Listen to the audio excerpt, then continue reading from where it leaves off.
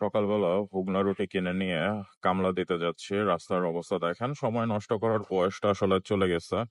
এই রাস্তা ধরে যদি বামে চলে যান তাহলে সার্বিয়ার দিকে চলে যাচ্ছে।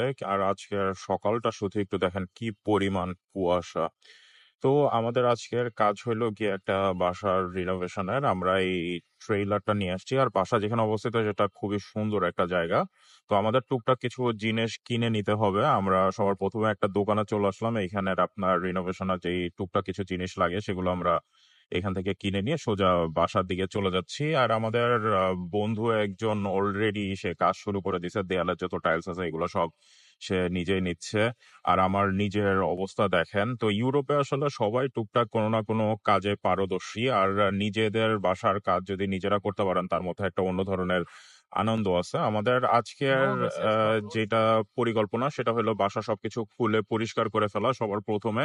তো দেখেন, ভারী ভারী জিনিস এগুলো সব আমরা এই ট্রেইলারে করে এক জায়গায় ফেলতে নিয়ে যাব। তো মোটামুটি কাজ অনেকটাই আগায় গেছে। 2 দিনে আমরা মোটামুটি টাইলস নিচের যেই যা আছে এগুলো সবকিছু আমরা খুলে ফেলছি।